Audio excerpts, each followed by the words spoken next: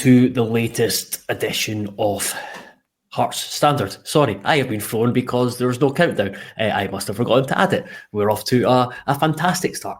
Anyway, my name is Joe Sked, and I'm joined by no one. Scott McIntosh was meant to join me, but he is under the weather today, so we've rearranged that for Friday's show instead. I'd have been tempted to leave doing this video, but I thought just with what's happened today, it's been a big day in Gorgie, so I thought it was worthwhile doing something, and that means, a one-man show. So let's see if we can just do a short video / podcast out of this, and hopefully it is not a disaster, but of course I have started late already. But the focus will of course be on the Jamestown Analytics partnership and possible Tony Bloom investment. Both were confirmed earlier today by the club. But of course, before we get into that, let's hear from our sponsors. And as usual, I do not have the spiel up in front of me, and I really should have learned it by now, but I haven't, and my emails are being terribly slow. And this is me thinking, I'm really prepared for this. But anyway, Good Vibes Giveaways are proud to sponsor Hearts Standard and offer fantastic prizes to fans of the club. Prizes change weekly and include tech gadgets, days out, weekends away, tax-free cash, and even OASIS tickets. Get your tickets now at www.goodvibesgiveaways.com and enter for your chance to spread the good vibes. And yes, there have been plenty of good vibes in EH11 this afternoon, just with all the announcements that have been made. This was meant to be a Q&A episode. Scott and I will answer some of the questions that got sent to us during the week on Friday. But as it turns out, a few of the questions were about this deal and the analytics in general. So I'll try to cover all of them this evening. Whether it's within what I say or I'll answer questions at the end and I'll bring in some comments if there are some, which there are, but I'll get to that shortly once my mouse stops being a nightmare. Yeah, so I think probably the best way to start is to recap today. This morning, Hearts confirmed the partnership with Jamestown Analytics, and later it was confirmed that talks are ongoing with Tony Bloom's representatives about investment and potential minority shareholding in the club. And I think it's important to take the two as separate, especially at the moment, even though there are connections. For example, Tony Bloom, I believe, founded Jamestown Analytics, but he no longer runs it. But also Jamestown Analytics are involved with Brighton. They provide analytics for Brighton. They provide analytics for Royal Union Saint-Joan, Belgium, who Tony Bloom has a minority shareholding in, having previously had a majority shareholding in. But they also work with other clubs in Europe, including Como, who are in Serie A, and Tony Bloom doesn't have a shareholding in those clubs.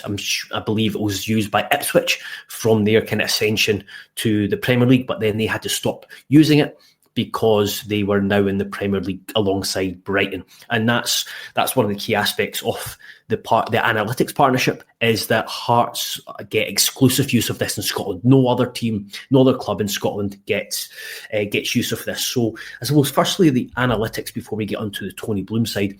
It's been out in the open for a while that this has been coming. It's been talked about for a few months. I think when it first broke, it surrounded Tony Bloom and Star Lizard. I think that's what everyone kind of assumed, and it's just the knowledge that was out there that was the kind of data company that was spearheaded like Brighton's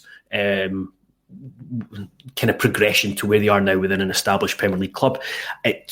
From what I understand, reading, it's all very, very secretive, but it seems that Star Lizard have gone in a different direction, and now essentially Jamestown is an offshoot of Star Lizard, and it's Jamestown that provides all this. They kind of provides the data and then crunches the numbers. Again, they're very secret of how the process works, but essentially Hearts will get access to it or be guided by it. I think a few weeks, I don't know if it was on one of these podcasts, whether it was chatting to people or whether it was on Twitter. It was a few weeks ago that I predicted that this Analytics partnership would be announced during the international break. And I have to admit, earlier this week, I was losing faith that it was actually going to be announced this week. But here we are, a few days before Hearts play Celtic. And as I mentioned, it sees Hearts get exclusive use of the analytics and data in Scotland. Hearts, of course, it's been widely known. Andrew McKinley's talked about it. The club have already been using it. They both in guiding them in the hiring of a new head coach to replace Stephen Naismith. That was talked about a lot. Ended up with Neil Critchley. It was said that he favoured well with the management analytics that was used, and it started to guide recruitment in January and then beyond that as well. And I think it's pretty much known that striker is the key priority when it comes to January. But we'll discuss the recruitment side and looking ahead to January. We'll discuss that with Scott on Friday, because there's a few questions about what you think, what do Hearts need and what do we think will happen in January. But we'll get to that. But what it does mean is that the Hearts are able and have been able to prepare using this for January and help with the recruitment on that side. And we've seen, you just have to look at the recruitment at the clubs like Union Saint-Gilloise and Ipswich, who have used it, Brighton, how successful they have been using it. I think when speaking to people about specifically Brighton, is that they are, a lot of these players that they sign are players that other clubs are aware of, whether it's from Japan, whether it's from South America, whether it's from around Europe. But Brighton are, the way that they've operated is they have been able to move quicker, and they're more sure in themselves and actually going out and signing these players when other clubs might be thinking, not really sure. The data they have allows them to make better and quicker decisions, and that's essentially what Hearts will be able to do. In the statement today, that they talked about how the Jamestown has allowed other clubs to strengthen their squads and improve performances with the help of first-class data, and that's essentially what Hearts want to do. And I think they use it in opposition analysis, but I think like kind of the main talking point is the recruitment side of things and how it can be, how it can maybe transform or revolutionise, is that a word? I think that's the word. Revolutionise the club's recruitment, because it has gone in a different direction, and that's where Graham Jones comes into. He's, as the statement said, he'll lead on the football department's integration of analytics. He'll lead on the football department's integration of analytics into its work, which will aid not only the club's player recruitment, but will also enhance opposition analysis. Now, Graham Jones officially starts on November 25th. I believe that's Monday. It's Monday. And he's already been doing some work behind the scenes. He was key in the appointment of Neil Critchley, who was very hands-on with that. He's also been...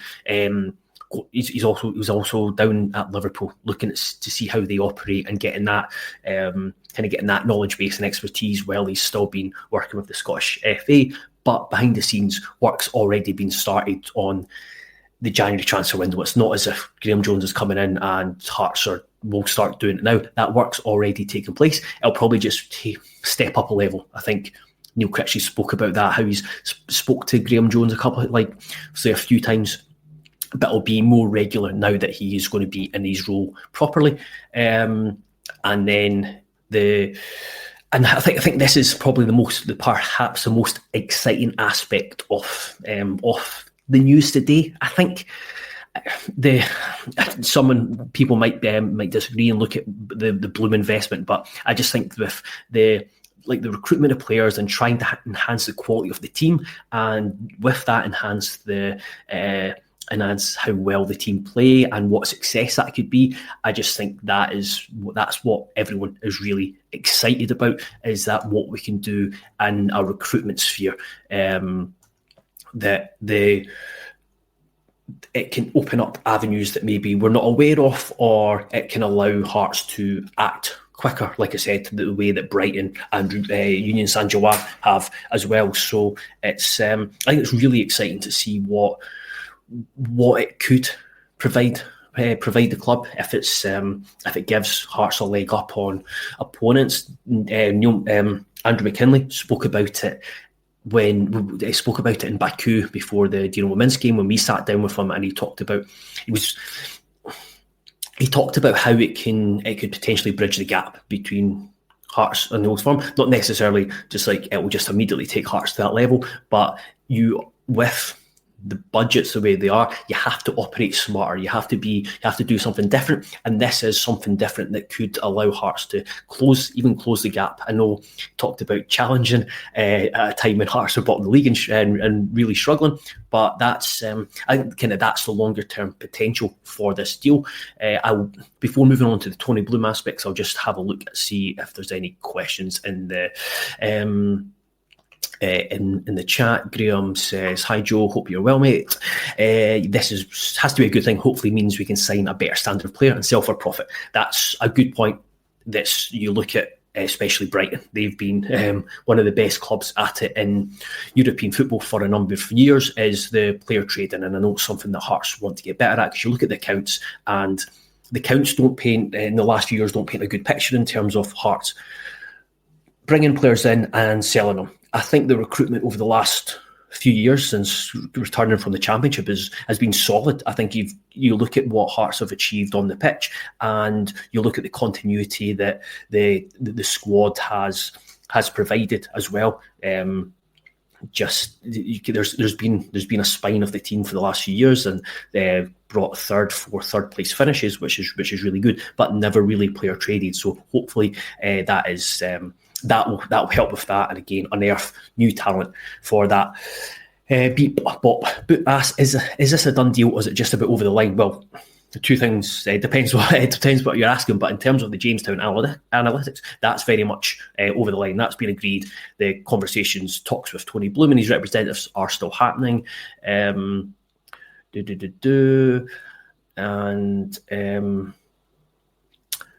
We can do without you, Mr. Sked. Okay.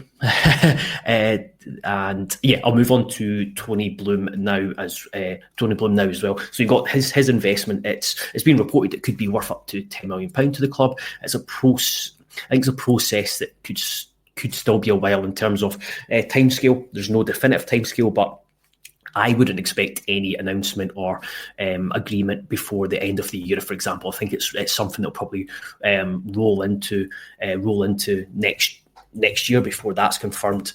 You look at, in terms of what the club said today, spokesperson said that Tony Bloom has expressed an interest in investing in the club and becoming a minority shareholder. The discussions between the club and Bloom's representatives are ongoing. As soon as there's anything definitive to announce, the club will make a statement.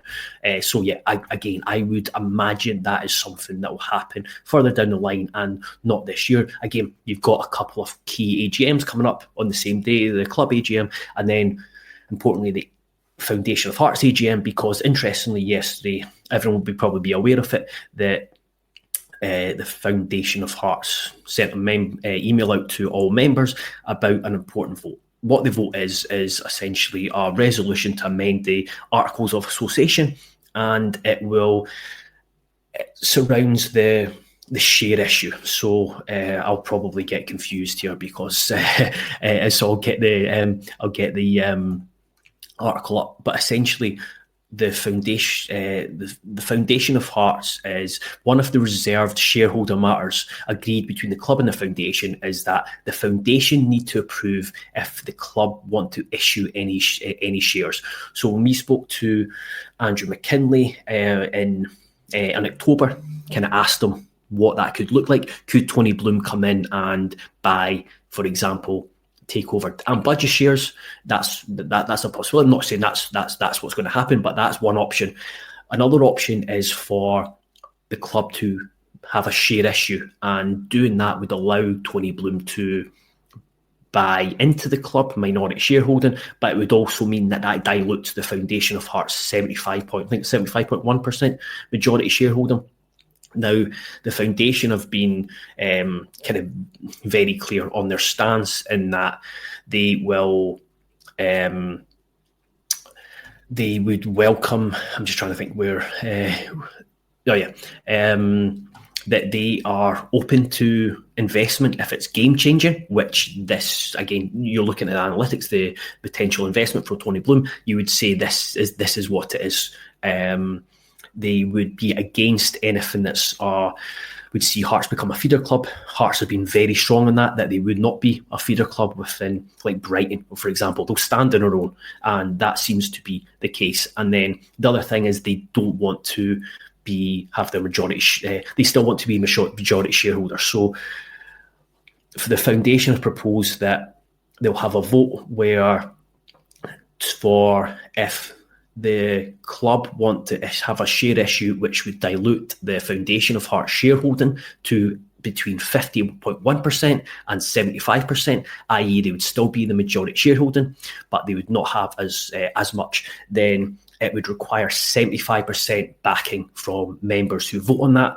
And then if the share issue would see foundation of Hearts majority shareholding go from 75% to 50% or under, it would then require 90% of backing from foundation of Hearts members who vote on it. So it's clear that they really want to protect that majority shareholding, and I think that's going to be the case, because understandably, I think Hearts there'll be some pledgers, co-owners, members who are a wee bit apprehensive about it, and apprehensive about the foundation potentially losing their status or their current majority shareholding of, I think it was 75.1%.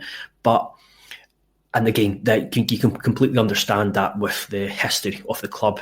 But I think Tony Bloom is very different to Vladimir Romanov. I don't think he's going to get a plane full of boys from East Sussex to come up and have a trial match and force Neil Critchley to sign any or tell him who to pick. So I think it's two very different circumstances. And kind of my question would be, why wouldn't you want Tony Bloom involved in the club? Just looking at his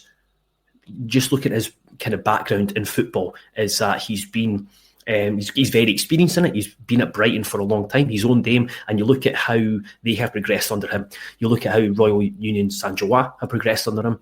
I remember speaking earlier in the year to a guy who has covered the Belgian club, and what he talked about was how respectful that Tony Bloom was to the club's traditions, to the club's history. And I think the fact that Hearts are a fan-owned club is something that will probably resonate or he will relate to, because of the fan movement at Brighton and how important the fans were at keeping the club going when they didn't really have a home and they were almost out of the Football League. So I think he will appreciate that. And just looking at the fact that it does seem like he is only wanting a minority shareholder.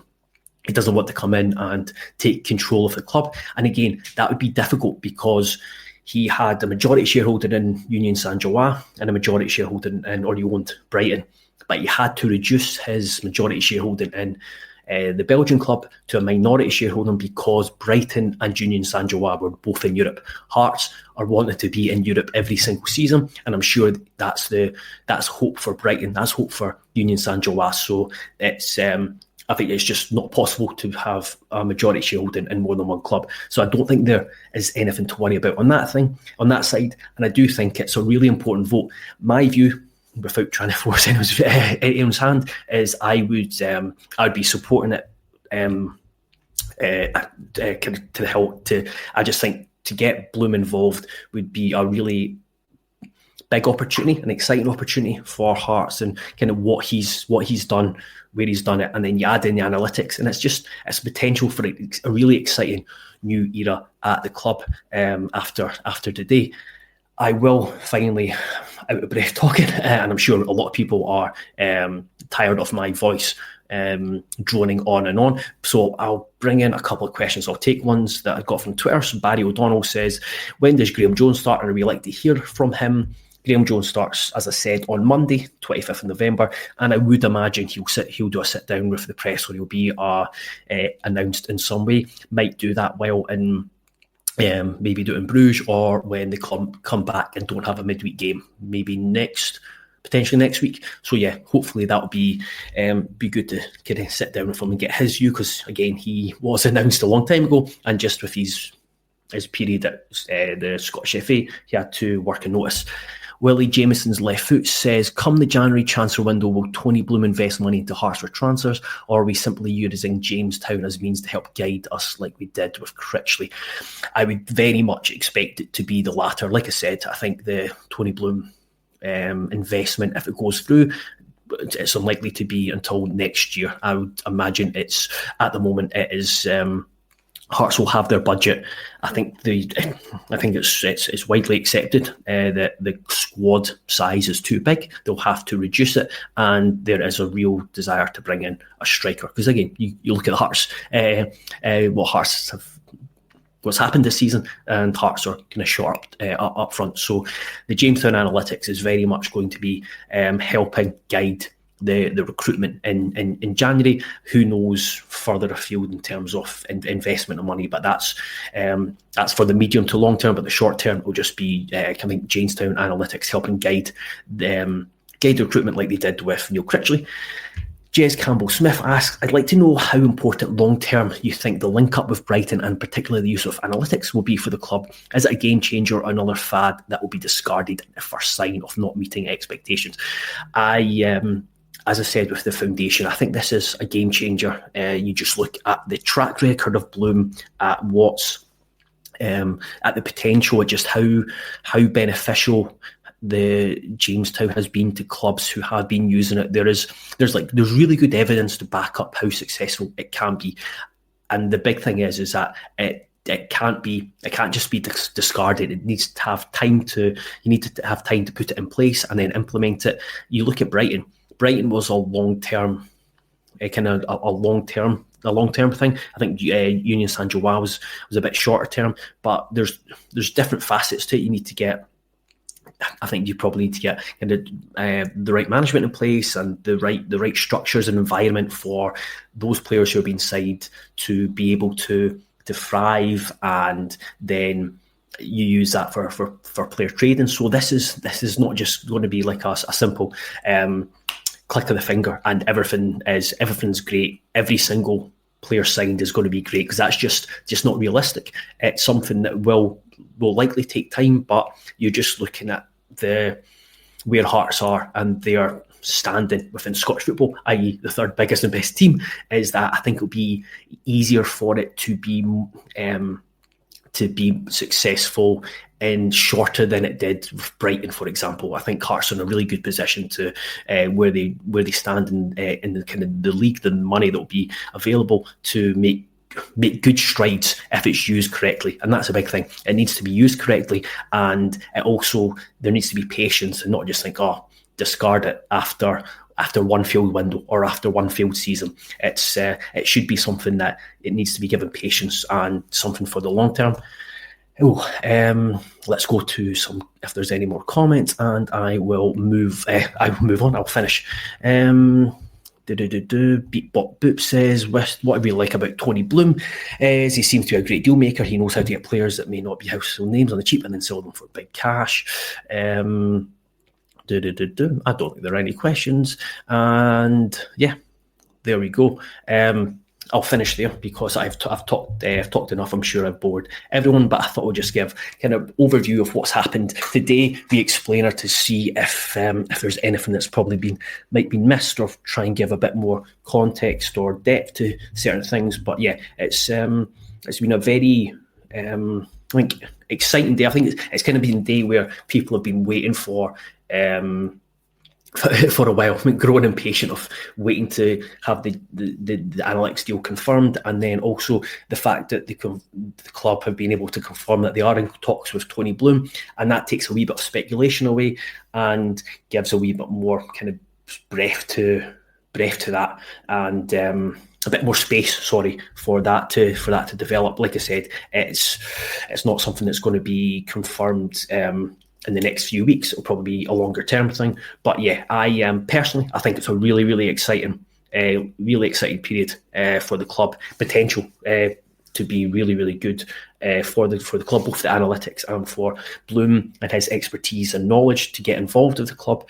I would imagine that there are there's a lot of clubs within Scotland looking at that thinking, I would really like a part of that, or I would really like it to be us that's happening. You only have to look across the Easter Road and the difficulties they've been having with their own partnership. Hopefully, it's far more straightforward and aligned and joined up at Hearts, which I imagine it will be. So yeah, it'll be interesting to see how the foundation of Hearts votes goes. But I'm all for this. I'm all for this kind of this partnership on investment. It's just been a couple of questions that come in. What is the t-shirt of choice tonight, Joe? Off topic, it's Starner. It's this is the I can't remember. This is a Hearts related t-shirt. It's got a name, and it is a Fife-based company that do it. It's got a few of their clothing. They're good. They're good. Good quality.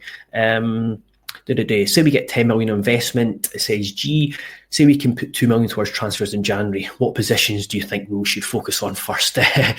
We'll talk about that. Scott and I will talk about that on Friday. But in terms of positions, I would say striker and again another attacker, someone that can play. Someone that can play wide, someone that can provide pace to the final third. That's off the top of the head. Yeah, I think those two positions. Lewis Kidd asked, do you think personally the Bloom deal will get done? I'm hopeful. And again, it's interesting. It'll be interesting to see what the AGM, the Foundation of Hearts AGM, will throw up with regards to this vote. I certainly will be, as a pledge of voting in support of it, because I do think this. I don't think there's any. I don't think there should be any concern about Foundation of Hearts losing their majority shareholding position. I just think I just look at it and I just can't see it.